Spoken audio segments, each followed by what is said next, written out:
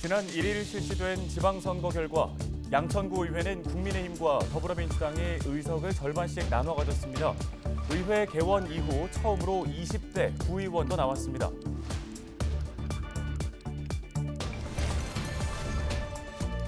올 여름 날씨는 예년과 비슷하거나 좀 더 더울 것이라는 전망이 나왔습니다.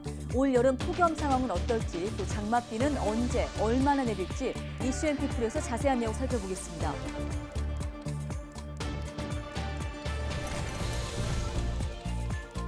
수도권 등 인구 밀집 대도시의 화장시설이 인구 대비 턱없이 부족한 실정입니다. 코로나19로 인한 사망자가 늘면서 화장시설 부족 문제가 시급한 국가 문제로 부상했습니다.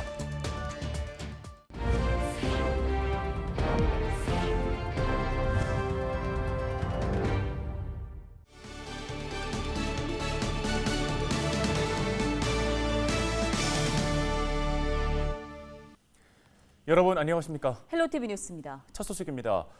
이번 지방선거에서는 청년 정치인들의 출마가 눈에 띄었습니다. 투표 결과 양천에서는 20, 30대 정치 신인 3명이 당선됐습니다. 양천 구의원 선거에서는 28살 동갑내기 후보 2명이 나란히 당선되면서 역대 최연소 양천 구의원의 이름을 올리게 됐습니다. 김진재 기자입니다. 이번 지방선거 결과 양천에서는 1990년대생 후보 3명이 나란히 당선됐습니다. 최수지 서울시의원 당선인과 옥동준, 황민철 양천구의원 당선인입니다. 조수진 국회의원실 선임 비서관을 지낸 최수지 당선인은 올해 만 30살로 첫 출마한 선거에서 현직 의원을 상대로 당선됐습니다. 요즘 젊은 정치인, 줄여서 점치인이라는 신조어가 생길 정도로 변화와 젊은 정치에 대한 기대가 크십니다. 이에 패기 넘치고 참신한 시정활동을 양천 구민들께 보여드리도록 그렇게 노력하겠습니다. 더불어민주당 서울시당 청년공동선거대책위원장을 지낸 옥동준 당선인은 올해 만 28살로 양천구 4선거구에서 무투표 당선됐습니다. 올해 만 28살인 황민철 당선인은 옥동준 당선인과 나이는 같지만 생일이 늦어 역대 최연소 양천구 의원에 이름을 올리게 됐습니다. 어려서 좀 잘할 수 있을까라고 우려하시는 분들도 좀 계셨습니다. 근데 제가 4년 후에 젊은 사람이 일도 정말 잘했다라는 평가를 받을 수 있도록 정말 열과 성을 다해서 구정활동에 전념하려고 합니다. 9대 양천구 의원 연령대는 20, 30대 3명, 40, 50대 10명, 60대 이상 5명으로 이루어졌습니다. 8대 양천구에는 없었던 20, 30대 청년들이 9대부터 새로 합류하게 되면서 의원들의 평균 연령도 낮아집니다. 새 양천구의 의원들의 평균 연령은 52.4세로 8대보다 2살가량 어려집니다. 다음 달부터 의정활동을 시작할 청년 정치인들, 양당이 의석을 절반씩 차지한 새 양천구의회에서 여야 협치에 더해 청년과 기성세대 간 조화는 새로운 과제입니다. 헬로티비 뉴스 김진재입니다.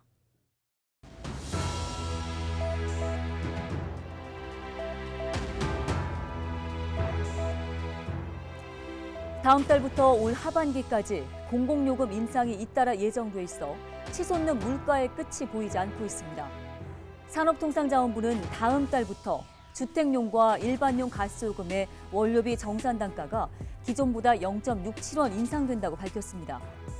가스요금의 정산 단가는 지난 5월 0원에서 1.23원으로 인상됐는데요.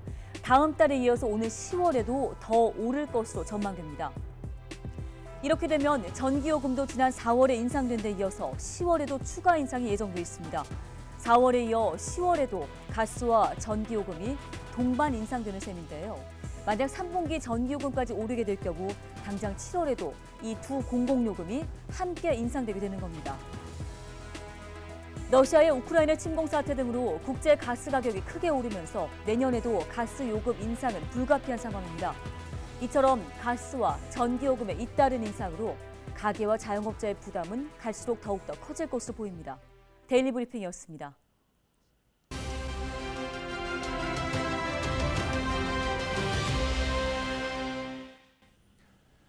최근 전국적으로 가뭄이 심각합니다. 장마가 시작되면 가뭄 해결에 도움이 될 것 같은데요. 장마는 언제 시작하고 언제 끝나는지, 또 올여름 폭염 상황은 어떨지 전망해 보겠습니다. 네, 관련 내용 한국기상산업협회 김승배 본부장을 전화 연결해서 들어보겠습니다.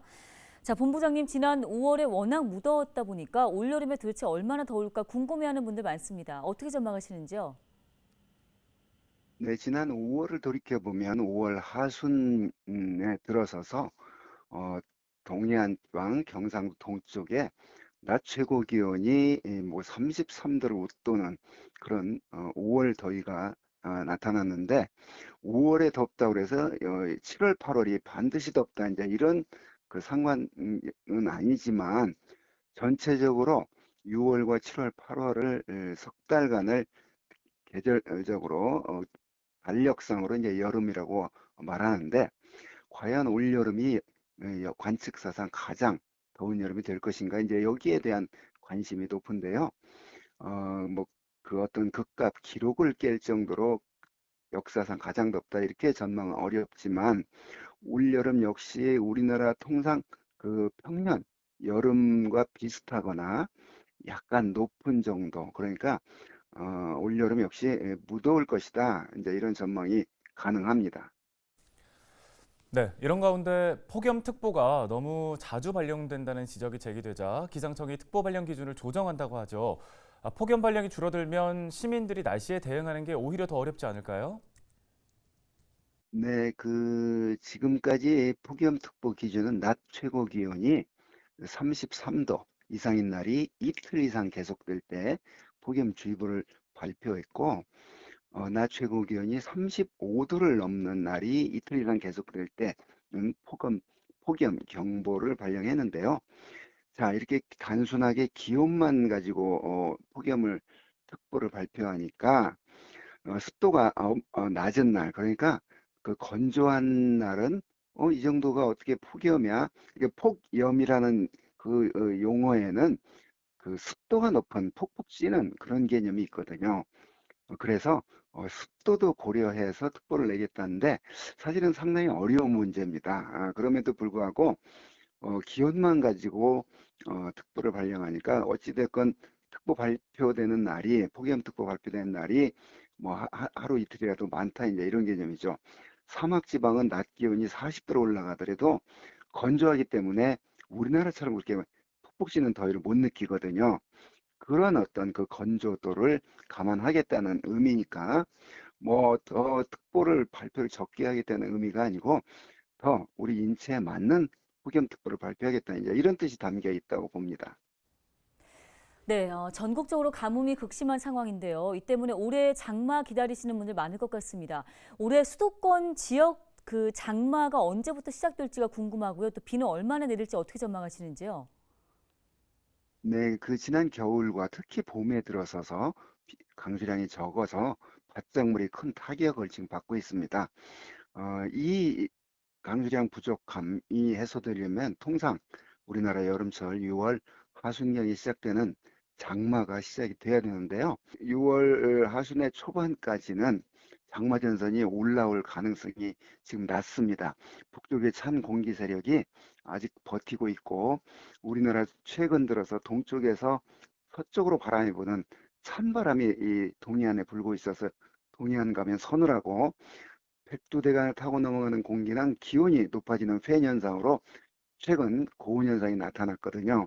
자, 이러한 원인이 해소가 돼야 남쪽에서 장마 전선이 올라오고 장마가 시작되는데 아직은 현 시점에서 당분간 한 열흘 이내에 본격적인 장마가 시작되기는 어렵다. 그래서 이 지금 그 강수량 부족 현상이 당분간 이어질 것으로 전망을 하고 있습니다. 네, 알겠습니다. 오늘 날씨 전망 여기까지 듣겠습니다. 한국기상산업협회 김승배 본부장이었습니다.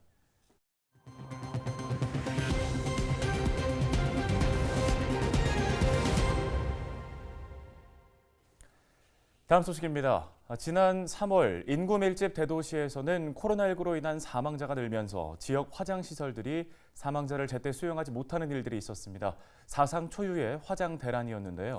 초고령 사회를 가는 길목에서 시급한 국가 문제로 남아 있습니다. 이관성 기자입니다. 지난달 국회 입법조사처가 발표한 전국 화장시설 현황 자료입니다.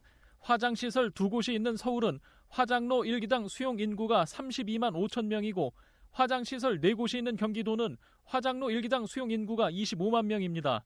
부산과 대구도 화장로 1기당 수용 인구가 20만 명이 넘습니다. 수도권과 인구 밀집 대도시의 화장시설이 인구 대비 턱없이 부족한 실정입니다. 화장시설 부족 문제는 코로나19로 인한 사망자가 늘어나면서 시급한 국가 문제로 부상했습니다. 지난 2월과 3월 시도별 3일차 화장률 자료를 보면 60% 안팎의 서울과 부산의 3일차 화장률은 한 달 만에 5%대로 급감했고 70%가 넘었던 대구와 인천의 3일차 화장률도 한 달 사이 10% 초반까지 떨어졌습니다. 화장시설이 늘어나는 사망자를 제때 수용하지 못해 유가족들이 3일장을 치를 수 없게 된 것입니다.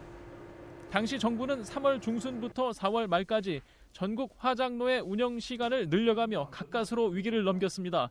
사상 초유의 화장 대란은 초고령 사회의 길목에서 경각심과 시급함을 느끼게 했습니다.